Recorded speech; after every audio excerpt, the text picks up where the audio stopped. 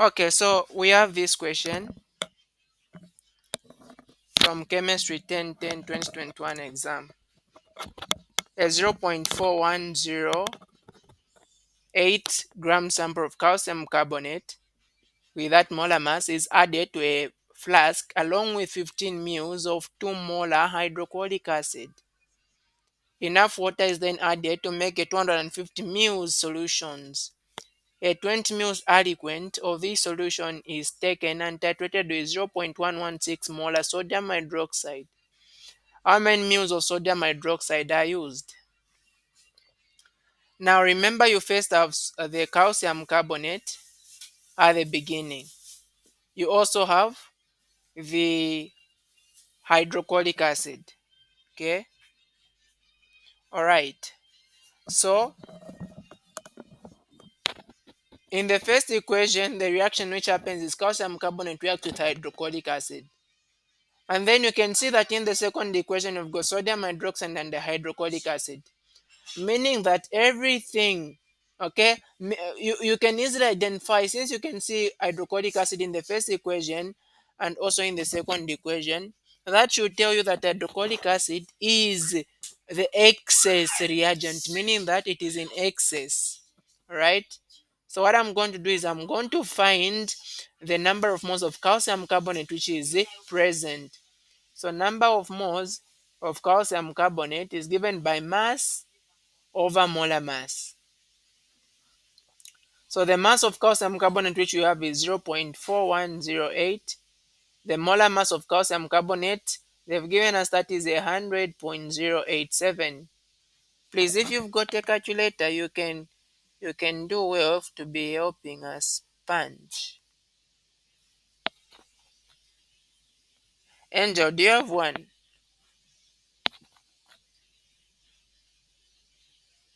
Yes, I have. Okay, you can get to punch 0.4108 divided by 100.087. So this one I have found 0.00410442915. I don't know if that's what you found. I haven't yet punched. This is when I'm getting my calculator.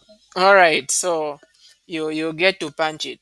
So these are the moles of calcium carbonate which have what? Which are present actually. All right, now you are mixing these moles of calcium carbonate with hydrochloric acid. Now, since you know that hydrochloric acid is the excess reagent, obviously calcium carbonate should be the limiting reagent. Now let's determine the number of moles of the limiting reagent. Okay, we know that number of moles of calcium carbonate divided by 1. That's a coefficient. If you look at the balanced equation, it's going to be number of moles of hydrochloric acid divided by 2, meaning that the number of moles of hydrochloric acid will simply be 2 multiplied by the number of moles of calcium carbonate, and that we have found to be 0.004104. Okay, so multiply that value by 2, and what we are going to get is 0.008288. These are the moles of hydrochloric acid which reacted. Okay, these are the moles of hydrochloric acid which reacted. Reacted with what? Reacted with the calcium carbonate. Okay. So before I proceed, is this okay?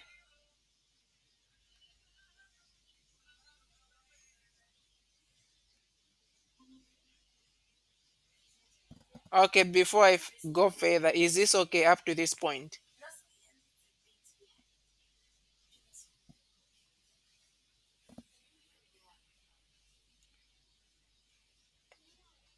Angel, are we together?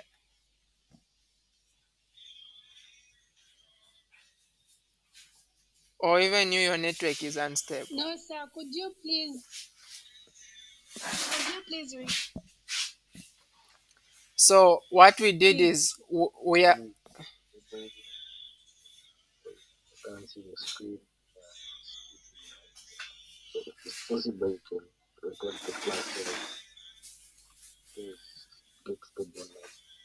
all right.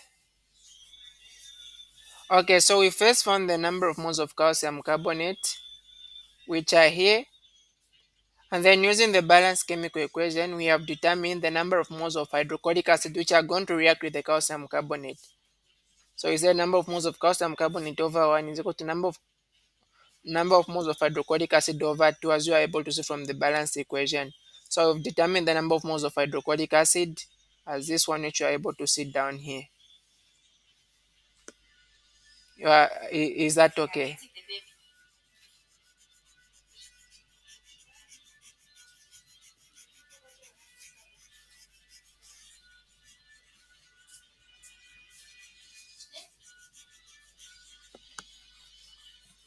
Okay, so after you determine the number of moles of hydrochloric acid like that, which are going to react in the first reaction, now you can go on. Remember, we've been given that 15 mils of 2 molar hydrochloric acid was added, okay, was added in the container.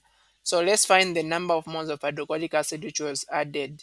So number of moles of hydrochloric acid which was added is going to be given, since we've been given concentration and volume, it will be concentration times volume. And the concentration here is 2 molar. And then the volume is 15 mils. Now you don't use 15 mils, we're going to use the liters. So you convert to liters by multiplying by 10 to the power negative 3, which is the same as dividing by 1000. So all we do is get 15, divide by 1000 or multiply by 10 to the power negative 3. The answer that you get to multiply by 2. So that is going to give you. Excuse me, sir. I can't see where you're writing from. I don't know if you're just explaining or you're writing somewhere. I think you guys, your networks are more bad. Yeah, like the screen is. I'm able to see the screen I'm writing at. I've connected the phone and I'm using the PC, so I can see like it is showing on the PC. So it should be on networks that side. Okay, you can just try to log in and log out. So these are the moles, 0.03 moles of hydrochloric acid, which are there initially. Okay, initial, and then the ones down here are the ones which reacted. Now if you have got a 20 kwacha, that is the initial amount, and then you get to buy something, for example, with a 5 kwacha, that is the one which have reacted. Now how much is going to remain? So that's what we want to find. So the number of moles of hydrochloric acid which are going to remain is going to be the ones initially present, which is the 0.03, minus the one which have reacted with the calcium carbonate, which is 0.0820885829. So that is going to, let's see what we get.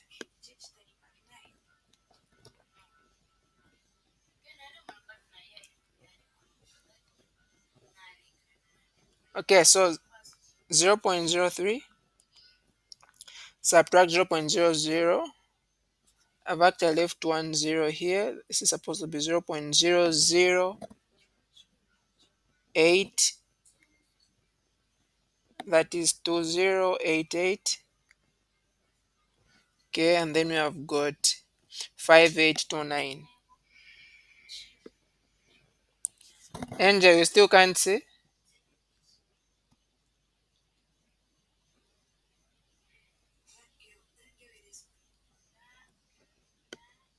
So these are the amounts of hydrochloric acids which would have remained, okay, which have remained in the flask.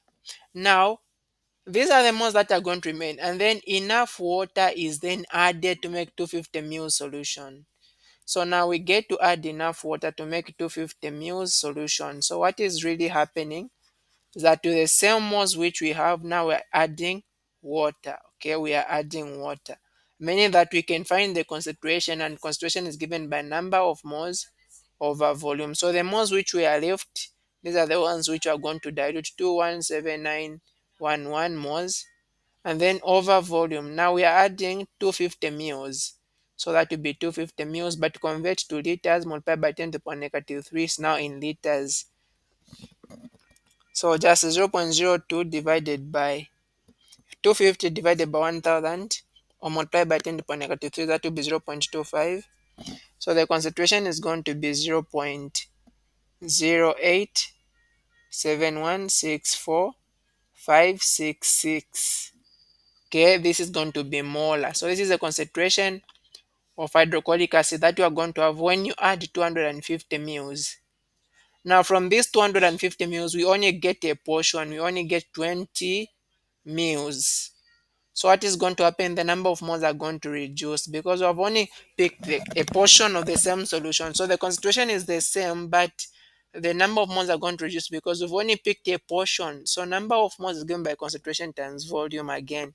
The concentration we've already determined 0.087164,566. From this portion of concentration, we're only getting a 20 mils portion, which I should multiply by 10 to the power negative 3 so that it goes to liters.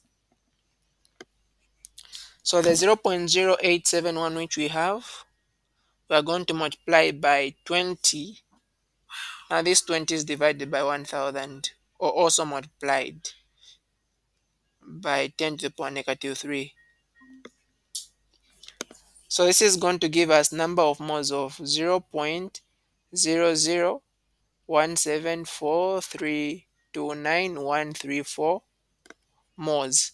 So these are the moles of hydrochloric acid now, which are present in 20 mils. And then we've been told that a 20 mils aliquot of this solution is titrated with 0.1 molar sodium hydroxide. Actually, these moles which are found down here are the ones which were titrated with the sodium hydroxide. Okay, those are the ones which are titrated with the sodium hydroxide. Now I want to find the volume of sodium hydroxide that we used. So from what we are able to see in the second reaction, we have got sodium hydroxide, which was reacted with hydrochloric acid. Sodium hydroxide is reacted with hydrochloric acid, and the mole ratio for this reaction is 1 to 1. The net Pardon?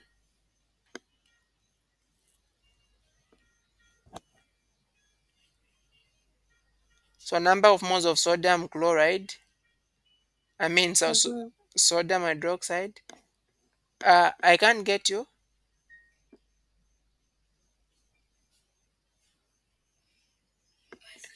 Angel, you are saying something.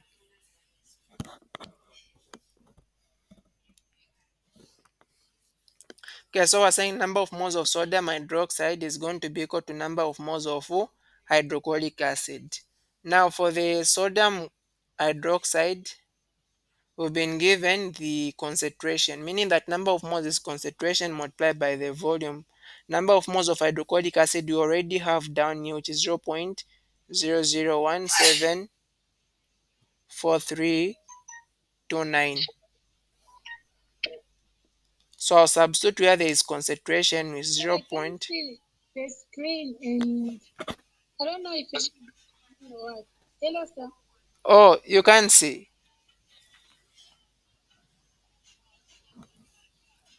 You, Hello. I think it should be the network. All right, don't worry. I'm going to send the session.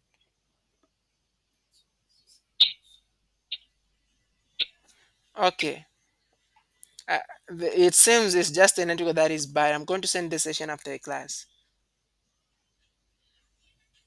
Okay, so we are substituting. So the concentration of sodium hydroxide have been given 0.1160 and then multiplied by volume.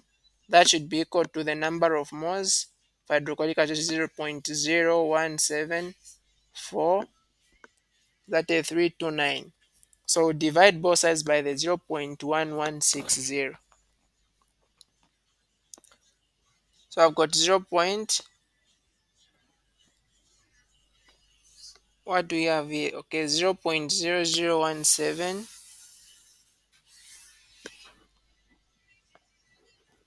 Right. Just 0.00174329. then divide that by 0.116. So the volume that we are finding here is 0.0150. This is going to be in liters. Okay, now the question is saying find the milliliters of sodium hydroxide. So I'm going to divide this answer by 1000 to convert to milliliters. I'm going to multiply by 1000 to convert to milliliters. So volume is going to give us 15 milliliters. So this is going to be the volume of sodium hydroxide that we are going to use in this question. Okay, so that is going to be it for the first question. The next question: what is the de Broglie wavelength of a helium atom of 4.003 atomic mass units traveling at a velocity of 100 1000 meters per second? Now, if you look at this question, we want the de Broglie wavelength. We know that de Broglie wavelength is given by Planck's constant over momentum mass times velocity. Okay, the Planck's constant is a constant 6.626 times 10 to the power negative 34, and then we have got the mass. Now the mass, we've been told helium atom of, the mass has been given in atomic mass units, but we need to convert that to kgs. Okay, we need to convert that to kgs. If you just check in this same paper, the conversion factor is going to be given.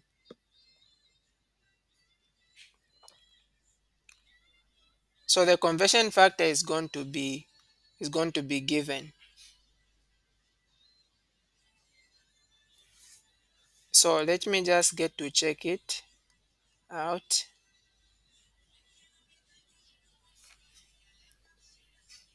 Okay, so one atomic mass unit, 1 AMU, is equal to 1.661 times 10 to the power negative 27 kg. Now here we've been given 4.003 atomic mass units. This is going to be equal to how many kgs? So what are we going to do? Just get to cross multiply to find the value for x. So that is 1.661 multiplied by 10 to the power negative 27, and then multiplied by,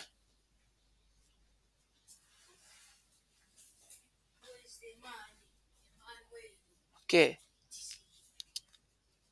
so that is multiplied by what? Multiplied by 4.003. So the mass that we are going to get in kgs is 66.48983 multiplied by 10 to the power negative 28 kg. So this is the mass in kg. So that's the one we're going to use here, 66.4898 multiplied by 10 to the power negative 28 kg. And then again times, now the velocity we've been given 1000. Okay, so I'll just get the same denominator multiplied by 1000. And then I'll take it in the numerator. So in the numerator, I've got 6.626 multiplied by 10 to the power negative 34.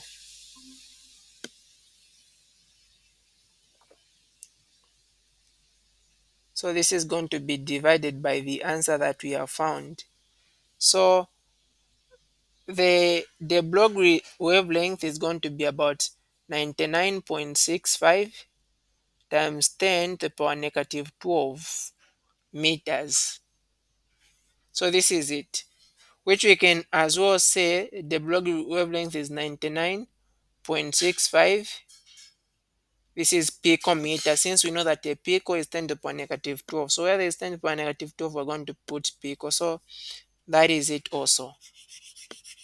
So all we need to know is that we need to use always the mass that is in the SI unit, and that is the kg. And the conversion factor for atomic mass unit is going to be given.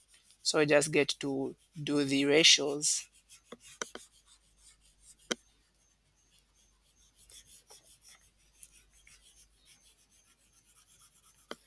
Now question A3. Consider the following molecules. We have got ammonia and boron tetrafluoride. trifluoride. Draw a Lewis dot structure for each molecule. So starting with ammonia, what we're going to determine first are the valence electrons, the electrons in the outermost shell. So nitrogen is in group 5, meaning that it has got 5 electrons in the outermost shell. We have got 3 hydrogens and each has got only 1 electron in the outermost shell, giving us 8 electrons in the outermost shell. So obviously the first element to be mentioned is going to be the the the the central element, and then we're going to have hydrogen, we're going to have hydrogen, we're going to have hydrogen. Since we are writing a dot structure, Lewis dot structure, between the hydrogen and nitrogen, you need to have a single bond, and the single bond is represented by 2 electrons. Okay, also here we need to have a single bond by 2 electrons, also here a single bond by 2 electrons. So we have used up 6 electrons, meaning that from the 8 we are remaining with 2, and thus obviously are supposed to fill the nitrogen for it to obey now the octet. So the nitrogen has also now 8 electrons in the outermost shell, since each hydrogen has got 8 electrons in the outermost shell. Okay, we also have the boron tetrafluoride, I mean trifluoride. So we have got the boron. Let me just try to check out in which. Excuse me, sir. Yes. So here we are supposed to use the dot, not decimal lines.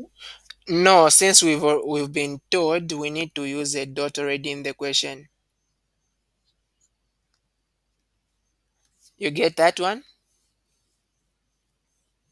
Yes, I get. Yeah. So if we go to boron, boron is in group 3, meaning that's got 3 electrons in the outermost shell.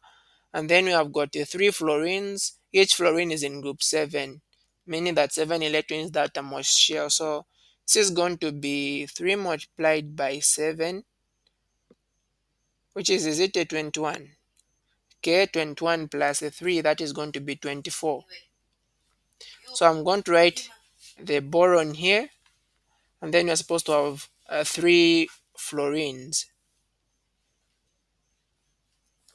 So I'm going to have one here, another one here, another one here. So I'll first put 2 electrons here to form a bond, a single bond between the boron and fluorine, even here. Meaning that we have used up 6 from the 24, meaning we are remaining with 18. Out of those 18, I'm going to make sure that each fluorine should have 6 other electrons to make 8 electrons in the outermost shell. So we already have 2, 3, 4, 5, 6, 7, 8. So it's balanced. I've used 6. Even this one, I'm supposed to use 6. Okay, even this one, I'm supposed to use 6. Even this other one, I'm supposed to use 6. So 6 times 6 times 6, what do we get?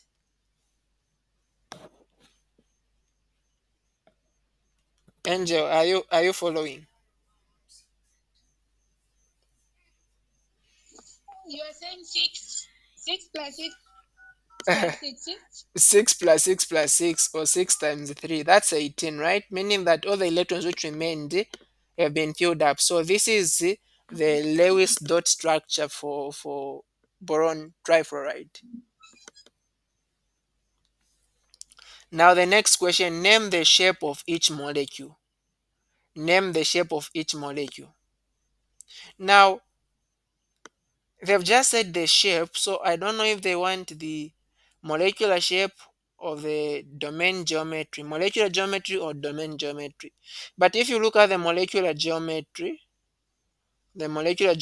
for, since their electrons at this point, okay, their electrons at this point, these electrons are more like going to be pushing these bonds. Okay, so what we're going to have is a nitrogen, a hydrogen like that, a hydrogen here, and a hydrogen here.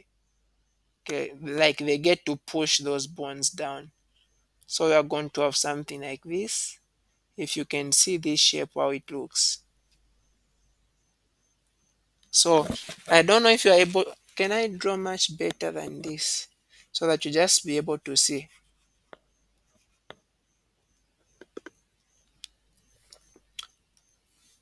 So we have got a we have got a nitrogen. we have got a lone pair of electron on top. So I'll just put X, but it's a lone pair of electron. Okay, that's a lone pair of electron.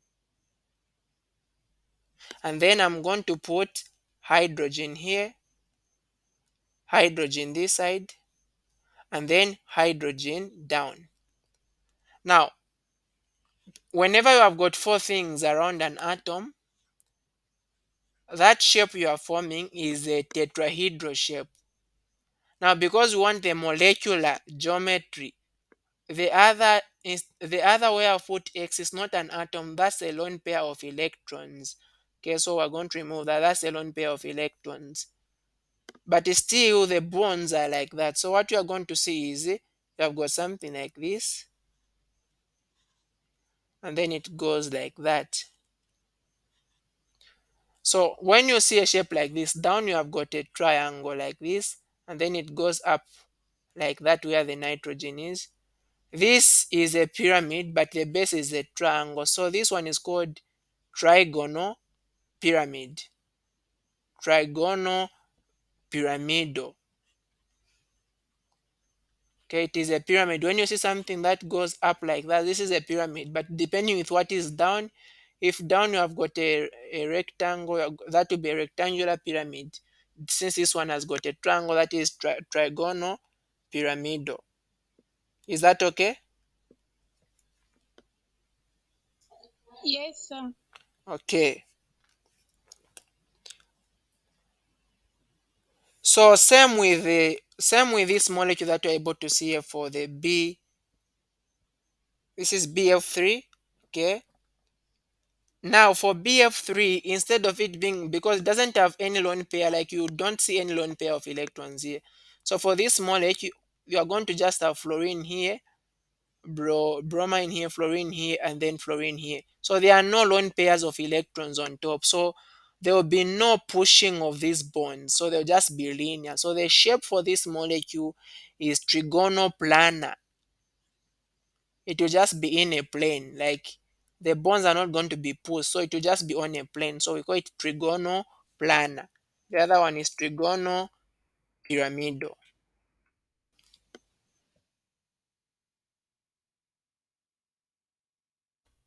Right. So the next one here, explain the difference between dry ashing and wet ashing. This is from analytical chemistry. Let me first ask you, do you know any difference? Do you know any difference?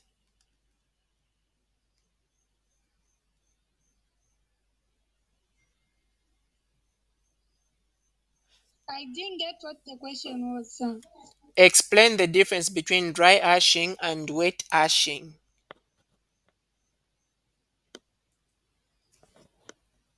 I don't know if you've gotten that. Yes, I've got like a simple one. Yes. Yes, I've gotten the question. Mm-hmm. In dry ashing, no water is involved, and in wet ashing, water is involved. Okay. In ashing, no water is involved. And in wet ashing, okay, so when you are talking about dry ashing, it just refers to the use of you more use like a furnace, okay, capable of maintaining a high temperature. So water and anything that is volatile, like anything that is able to vaporize, is going to vaporize, and organic substances are going to be bent down in the presence of carbon dioxide. So this is the method of, like, you are trying more to dry something. Okay, you are removing all the water. So that is dry ashing. And then wet ashing, as you said, y- you have got more some water in the substance there. Okay, now maybe the thing is, what is ashing? So ashing is just a process of removing organic material from a sample. So when you are using dry ashing method, you are removing organic materials, including the water is going to be removed. But wet ashing, you are going to be removing the organic materials, but the substance might remain like wet. Okay, so basically that is it. That is the simple thing that we're able to get to say.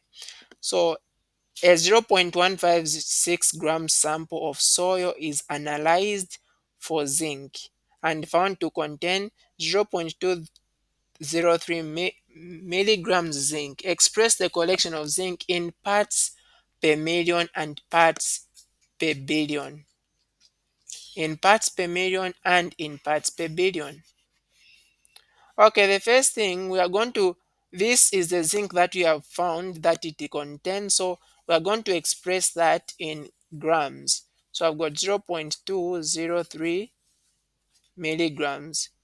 So we're going to multiply. Since we can see a milligram on top, I'm going to put a milligram down and then a gram here. We know that in 1 gram, we have got 1000 milligrams, right? So let's convert just this. We are converting to grams. So 0.203 divided by 1000, that is going to be 0.000203 grams. So these are the grams of zinc which were collected, but the sample itself has got this amount of soil. So what is the concentration of zinc in parts per million? So parts per million is going to be given by the concentration which was collected, which is 0.000203 divided by the total sample, which was 0.156, and then multiply this by a million. A million is 10 to the power 6.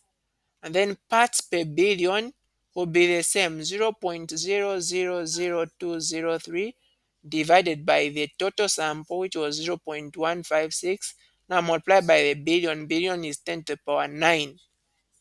Okay, so that is how you get to find this. Let's see what we get. 0.000203 divided by 0.156,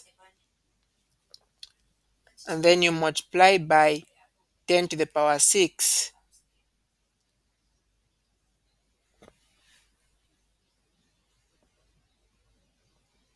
So if you multiply by 10 to the power 6, you are going to find 1301.28 parts per million. And then if you multiply by a billion, which is 10 to the power 9, you are going to find 1301282.05 parts per billion. Okay? Are we okay?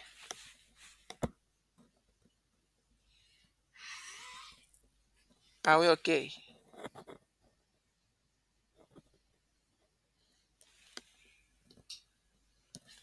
Okay, I just hope that is okay.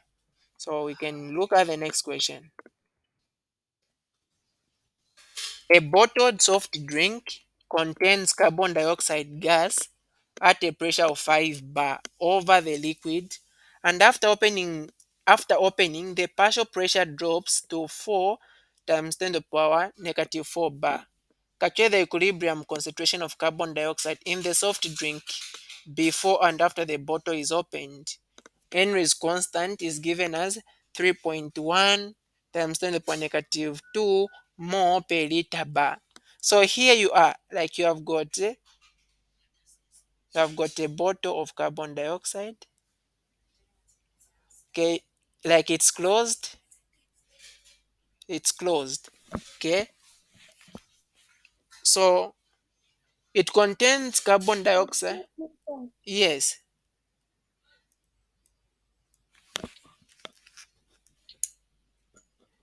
yes, please go on.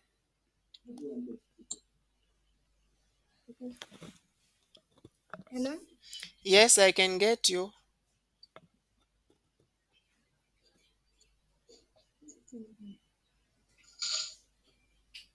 Hello? I can get you. You can ask.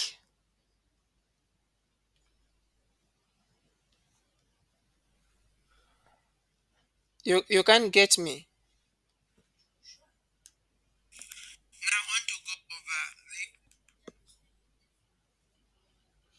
You can't get me.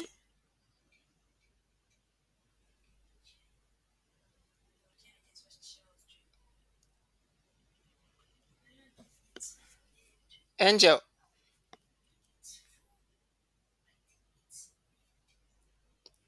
Okay, so we'll get to continue. So we have been given carbon dioxide, right? Carbon dioxide, which is inside, like a bottle soft drink contains carbon dioxide. Like this space which is here is of carbon dioxide, okay? And the pressure is 5 bar. That is over the liquid inside. Now, after opening, the partial pressure drops. Like the pressure is dropping from 5 bar to 4.0 times 10 to the power negative 4 bar. That is after you open the bottle. Now, calculate the partial pressure of carbon dioxide in the soft drink before and after opening the bottle. You've also been given the Henry's constant. So we need to know that what are you calculating the concentration, calculate the equilibrium concentration. So the concentration actually is given by K times P. The K is the Henry's law constant, and then the P is the pressure. So before the bottle is opened, Henry's law of course is the same, that is 3.1 times 10 to the power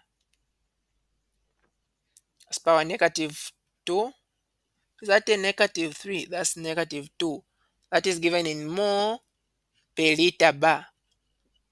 And then you're multiplying by the pressure before opening the bottle, that is 5 bar. Okay, so you see that this bar and this one, they are going to be able to cancel out. So let's see what we get.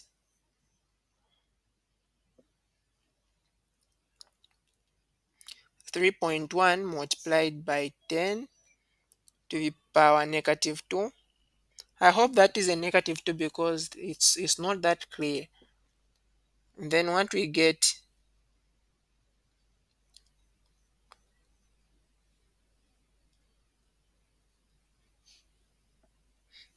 the power negative 2 times. All right, so that is, we are multiplying by a 5.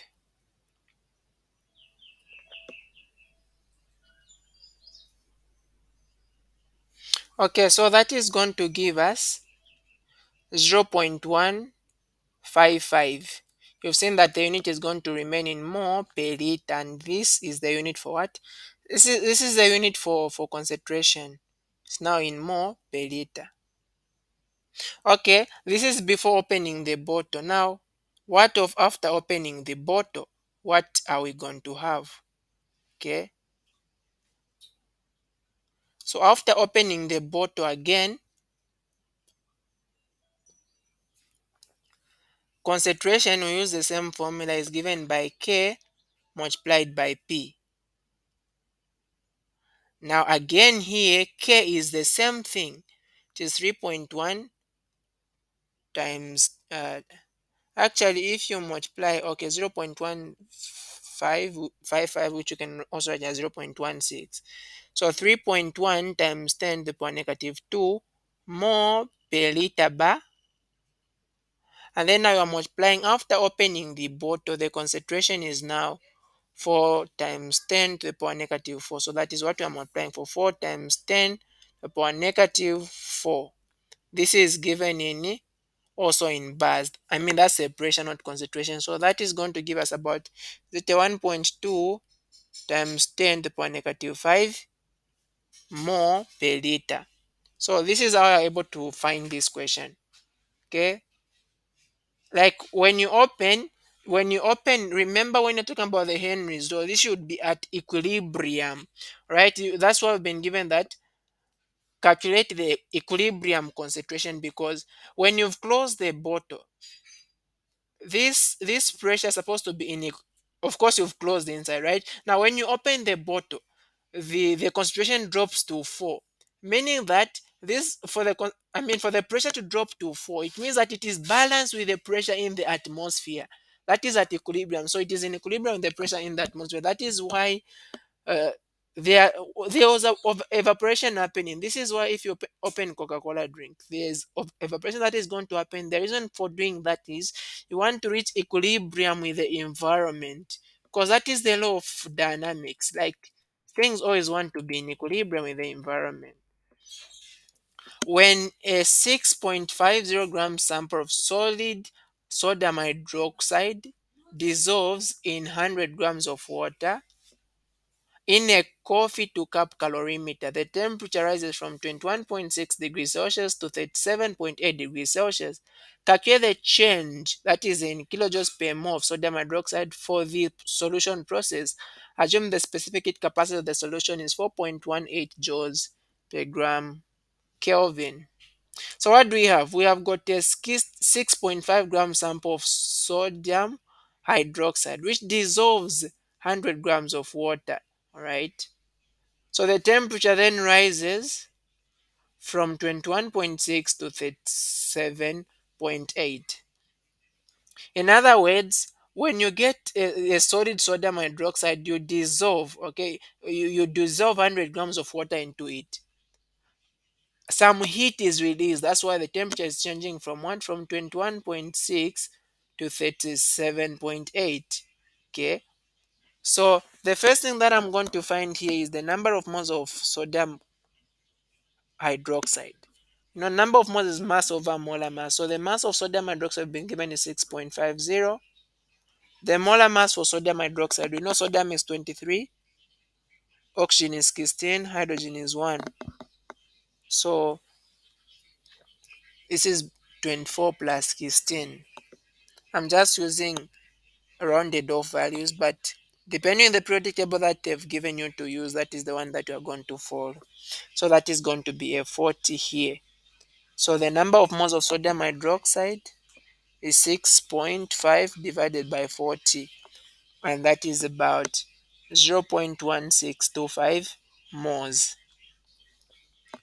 Okay, we know that the temperature gets to rise from 21.6 to 37.8. So what has happened? The change in temperature, if you look at this reaction, the change in temperature is because of some heat which was released by reason of the reaction.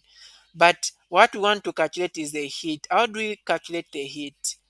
Okay, so heat is actually equal to the change in enthalpy. Heat is going to be equal to the change in enthalpy. Now the only thing here is that you have got the water.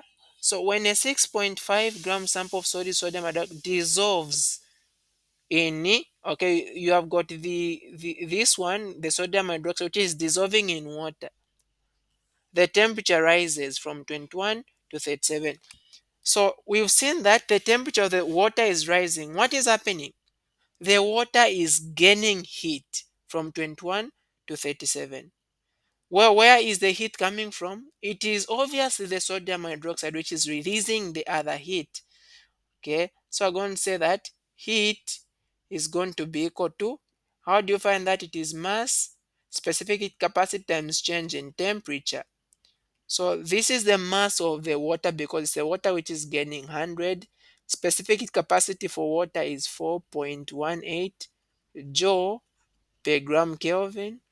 And then the change on temperature, the final is 37.8 minus the initial is 21.6. So the change, of course, the temperature have been given in degrees Celsius, but the change is going to be the same as in Kelvin.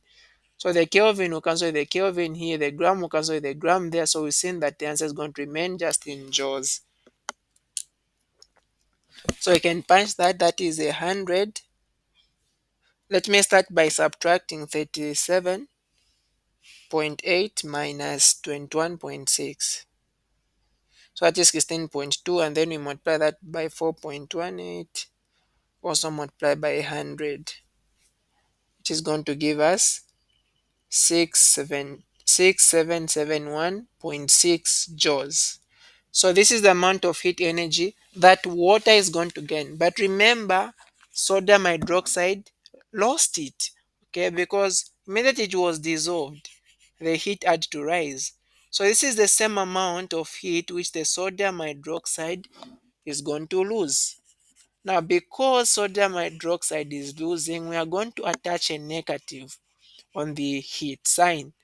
Okay, so we're going to say heat for sodium hydroxide is going to be negative, that because it's lost. But we want a value in kilojoules per mole. That becomes now enthalpy. Therefore, enthalpy is actually heat divided by the number of moles. So the heat we have is negative 6771.6 joules divided by the number of moles of sodium hydroxide, which is 0.1625 moles. This is going to be joules per mole, but we want in kilojoules per mole. So I'll multiply. We want to have a joule down and then a kilojoule on top. We know that in 1 kilojoule we've got 1,000 joules. Okay, so this the 677.1 that we have, I mean 6771.6 that we have, will divide by 1000, and we also divide by 0.1625.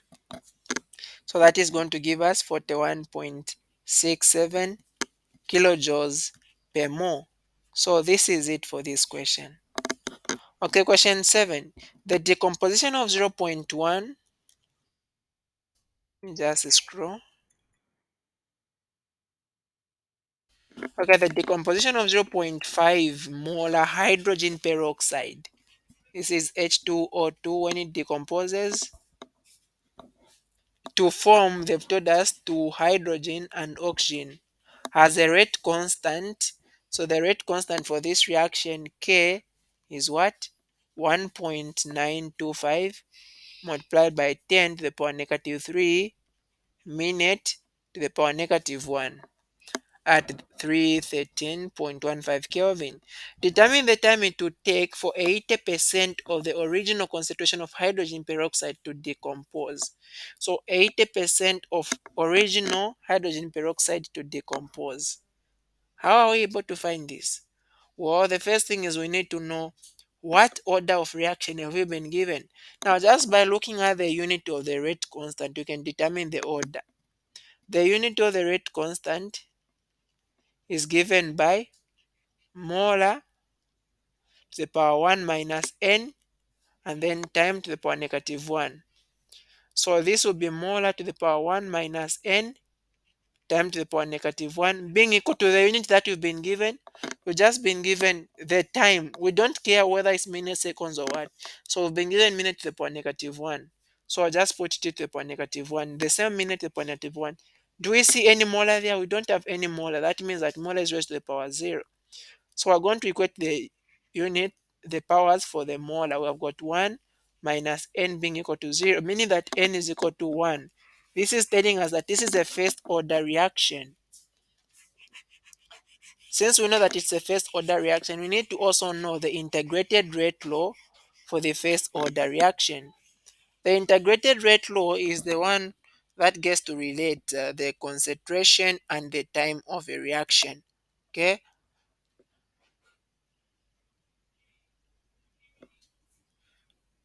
so integrated rate law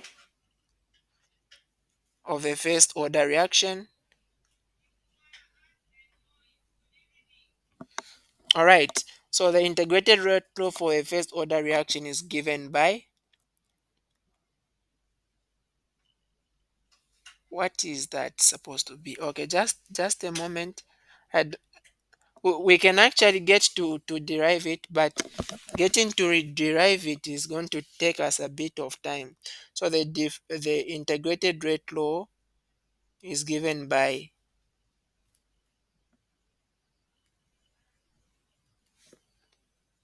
okay, that is given by natural log of the final concentration of the concentration at a certain time, and then being equal to negative kt plus natural log of the concentration that is there at the beginning. So we actually have a tutorial video on how to derive this equation. So if you want to check it out, you can be able to check it out. Integrated rate law. So again, what we have here is determine the time it would take for 80%, okay, 80% of the original concentration of hydrogen peroxide to decompose. So if 80% has like 80% has decomposed, how much has remained?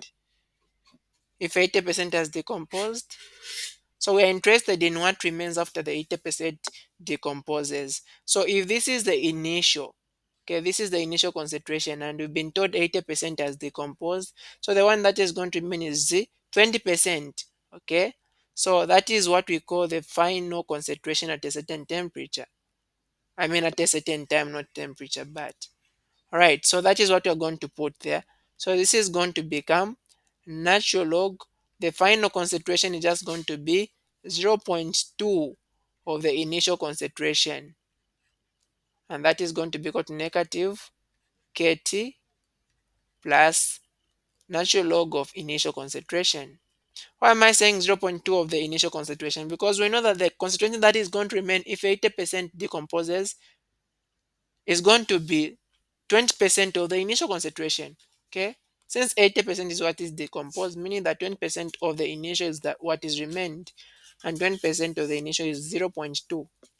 So I'm going to take this term this side, I'm going to take this term this side, so that to give us kT being equal to natural log of the initial concentration minus natural log of zero point 0.2 initial concentration. And we know that from the from logarithms, when you have got logs subtracting, we can divide them. So that will be natural log initial concentration divided by zero point 0.2 initial concentration. So this initial and the initial cancel out. So we just remain with kT being equal to natural log. So I've got a 1 on top there, even if you can't see it. So we're going to have natural log of 1 divided by zero point 0.2.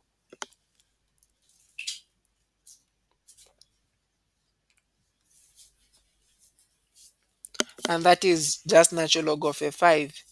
So to remain with time, divide both sides by k, right? And we know k is what? We've been given the constant as 1.925 times 10^-3 per minute. This will be natural log of 5 divided by 1.925 multiplied by 10 to the power negative 3. This is per minute, minute to the power negative 1, meaning that if it goes up, it becomes minute to the power positive 1. So we'll say natural log of 5 divided by 1.925 multiplied by 10 to the power, that's a negative 1, negative 3.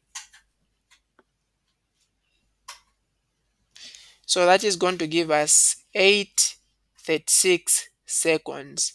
So this is how much time is going to take for it to decompose 80%. Okay, so this one is from nuclear chemistry, and nuclear chemistry is not part of the coverage. So we're going to just get to skip that. We'll look at this one. Consider the compound given below. Provide the IUPAC name. Provide the IUPAC name for this compound. So the first thing is count the longest continuous carbon chain. If we start from here, 1, 2, 3, 4, 5, 6. It's going to give us 6 carbons. All right. What if we start at this end? 1, 2, 3, 4, 5, 6. It also gives us 6. What if we went on top? 4, 5, 6. It also gives us 6. Now, according to the rules of naming organic compounds, when you are naming organic compounds, go in the direction that will give you a lot of substituents or a lot of groups. So if we go straight like this, we only have this and this as the only groups, even if we are having 6 carbons. So would rather take this path. I can start from here, 1, 2, 3, 4, 5, 6. Okay, we can go in this direction. So if we go in this direction, the first group we are seeing is at this position. So we can go in that direction. So in this case, we have got this group, this group, this group, and this group. At least we've got 4 groups. So that is following the UPAC ways of naming. All right. So we have got a methyl here, we have got an ethyl here, we have got a methyl here, we have got an ethyl. And when we are naming, we are supposed to name first the ethyls because E comes first in the alphabet. So at position number what? At position number 3 and number 4, we have got ethyl. So we're going to say 3 comma 4 diethyl. And then we have got at position number 2 and position number 5 a methyl. So we're going to put a dash 2 comma 5. So when you're separating numbers, you use a comma, but a number and a letter you use a dash. Okay, 2 comma 5, and then that will be dimethyl. This chain has got how many carbon? 6. So dimethyl hexane, because there is no double bond. So that will be the U pack name 3 comma 4 diethyl 2 comma 5 dimethyl hexane. State whether the two types of hydrogen bonds located at carbon A and B are primary, secondary, or tertiary.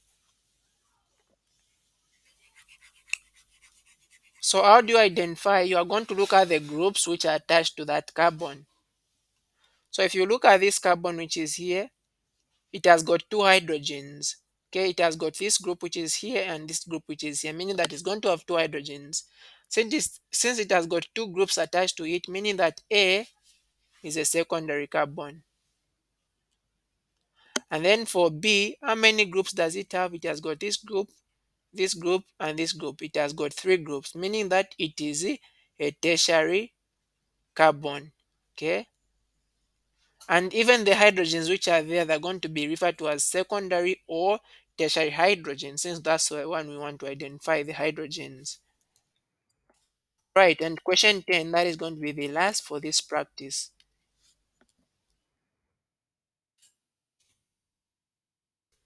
A compound with the molecular formula C4H8 has six possible isomeric structures. When all these are subjected to aqueous bromine, two out of the six isomers do not decolorize aqueous bromine. Using the skeletal representation, draw the possible structures of these two isomers.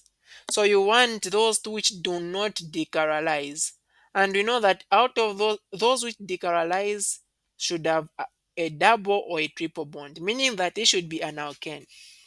Okay, if you look at the formula C4H6, H8, I mean, it follows the formula CnH2n. This formula is the formula for alkenes or cycloalkanes. So since we've been told it does not decolorize aqueous bromine, meaning that it's not an alkene, it's supposed to be an alkane, meaning that's supposed to be a cycloalkane. So since it has got four carbons, so it can be like this using a skeletal representation. Okay, it can be like this.